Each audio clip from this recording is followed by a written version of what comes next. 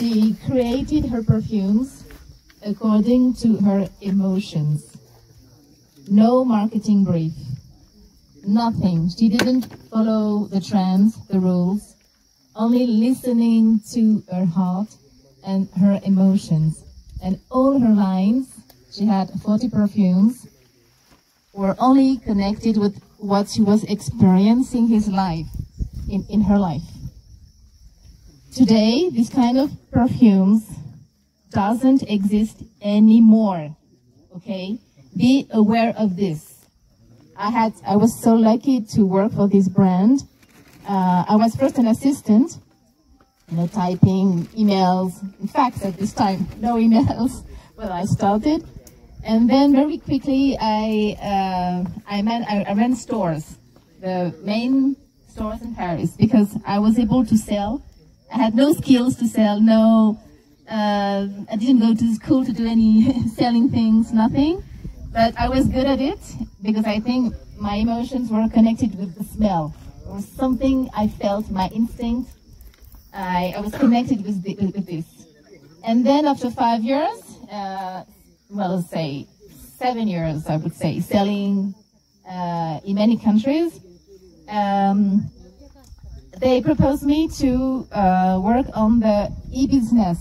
And it was very hard for me because finally I was in front of my computer.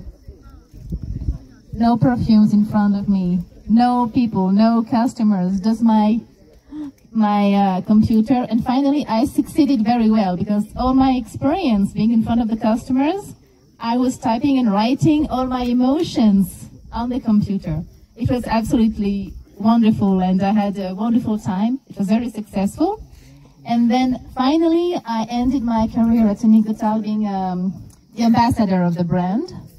So I was doing the trainings everywhere in the world when I was asked to go and travel. I was very lucky to travel. And I was sharing my passions with people. And to be honest with you, a lot of people were very jealous of me in my company. Not because I was traveling. They say, how are you doing to sell so well? You're always selling your high basket. How are you doing? I said, I don't know. I have no skills. No, I didn't go to school to be a trainer. No, go to school to be on the website. No. I did nothing. Just listening to my instinct. And when I saw customers coming to me in the store, I knew the perfume so well in my body, in my heart. I always saw someone, and I could in 5 seconds, I knew exactly the smell that would fit to the person. Even if the people were asking me, oh, I want to sell the bestseller, the new perfumes, the perfumes of Julia Roberts, I said, no, it doesn't work like this with me. So I pleased them at the beginning, showing them what they want, say, this is not your perfume. Your perfume is this one, that one. And I was surprised, how are you doing this? Yes, it's true, eh? And imagine, I was just listening I was connected to my heart and my emotions, and I thought, okay, if this lady is walking in front of me, what is the smell I would like her to leave behind her? What is the most connected to her? Who is she? The smell is her. You know what I mean? The smell is her. When you wear a perfume, you have to see that the perfume is a reflect of who you are. The perfume is you. And this is the reason why I named my company in French. It's called Mon Parfum, c'est moi. My perfume, it's me. Mon Parfum, c'est moi. I'm going to tell you something. When I left this company after a very hard moment, I had moral harassment. The ending was awful. I was suffering for 2 years. So I ended in this company in July 16. And then I attended a congress in perfumes. And I said, who are these people? What are they talking about? We don't speak the same language, you know. When I came back home, I was so angry. It was 2 a.m. in the night. I couldn't sleep. I said, what's the problem in this world with the perfume? And I say, okay, people, you know, the customers, they only want the new perfume, the best seller, you know, what is the best thing, and so on. It's just not like this. And I cried in myself, Mon parfum, c'est moi. my perfume, it's me. And I said to me, well, when you smell perfume, where does it touch you? It touches you here, in my heart. Here, there is something. So it's me. And I said, my perfume, it's me. And that's it. So the perfume, the smell, are connected to your emotions, to who you are. It's very important because all the essential oils after the same will be connected exactly to each part of your body as well. So when I left this company, this is why I'm very moved to be here, because I suffered so much at the end with Annick Gotthard that one day I decided it was in May 16 to do 7 fasting days in the mountains, okay? 7 fasting days. I don't need to lose weight, okay? No, I didn't do this to lose weight. I just wanted to clean my body from all my suffering and my pain. I wanted to clean all, to detoxify my body from the pain. And so I just, okay, no eat, nothing. And, you know, imagine myself, I'm Parisian, I live in Paris, surrounded by buildings everywhere, okay? And then I found myself in May 16 in the mountains, walking 15 kilometers a day, every day. And the wonderful moment I had was a walking meditation in silence. And it was so beautiful. I said, oh my God, where I am. I was discovering life. Oh my God, what is this? People were showing me, smell this herb, smell everything. I said, oh my God, I don't know anything. I know nothing about life. I know nothing about life. I was walking in the mountains. It was like a new me. Oh my God, I have so much to discover. So this is the feeling I had when I came here. And believe me, when I was working in climbing the mountains, I could listening to you, but I was in my own silence. It was in my own silence, remembering how lucky we are to be surrounded by so much beauty. The nature is here. The nature is us. The nature is our body, and the smells of all the plants are our emotions.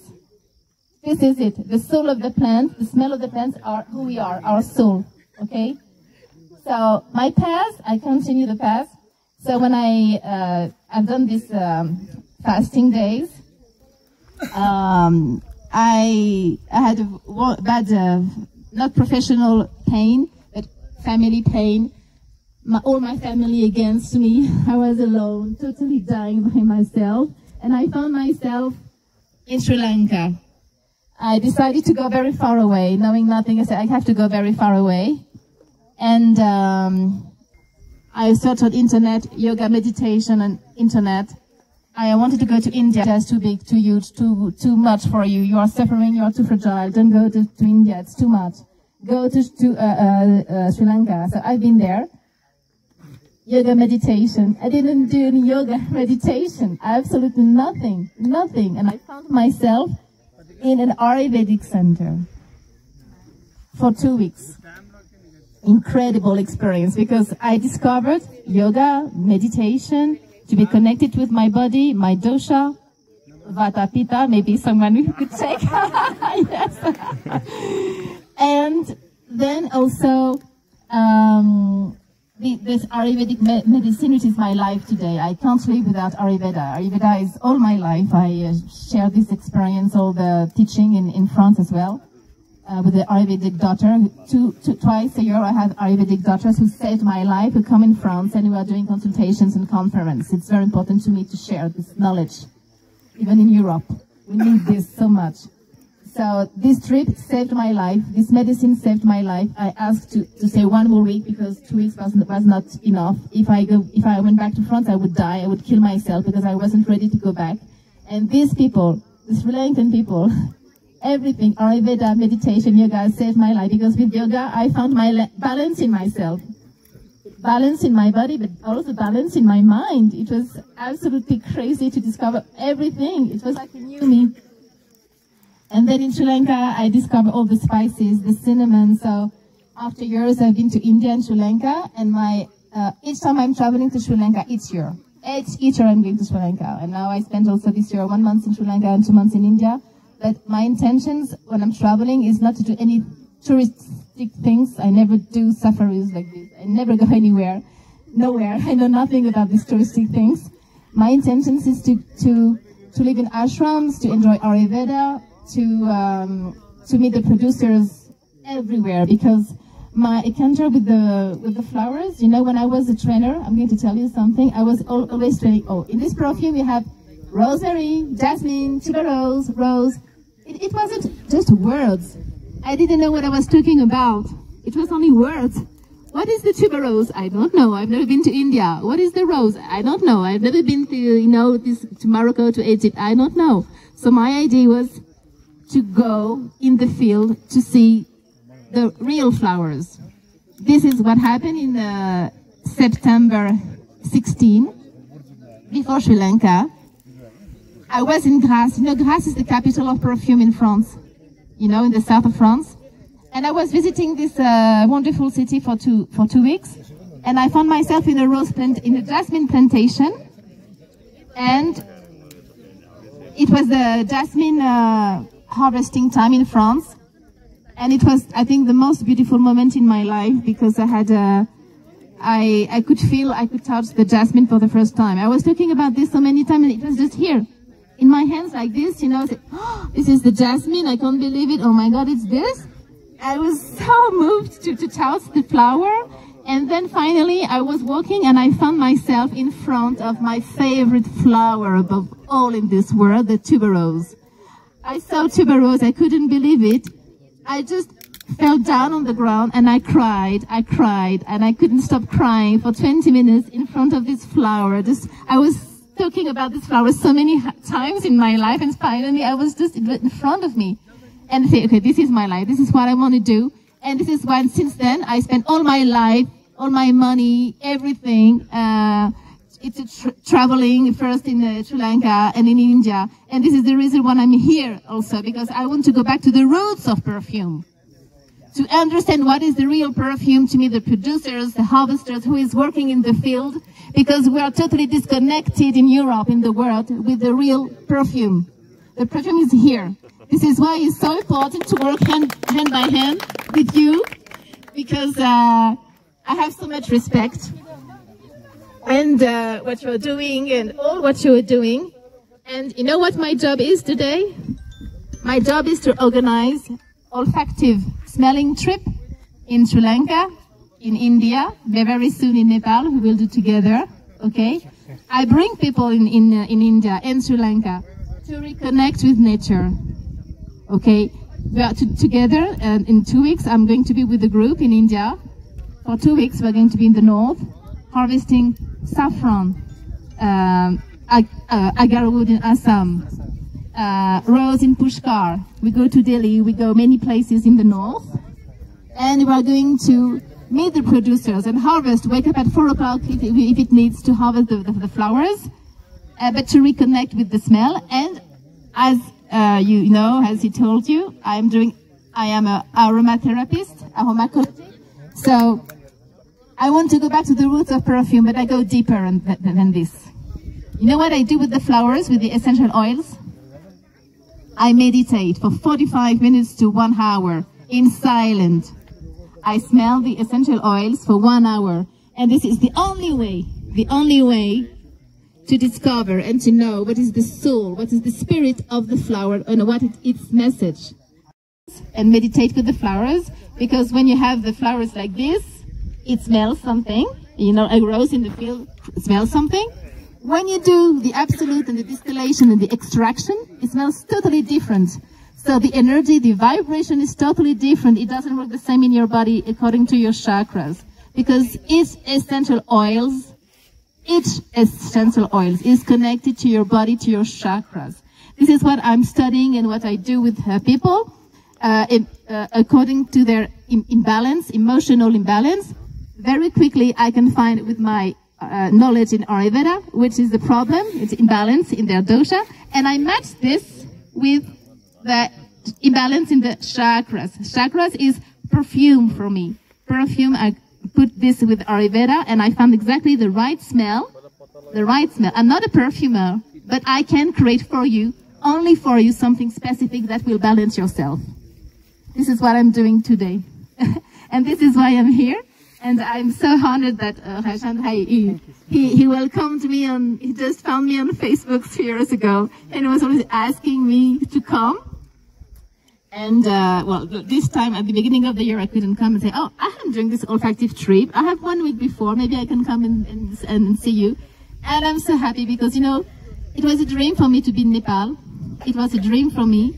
And I'm finally here. I just arrived, so I landed from Paris on Tuesday morning.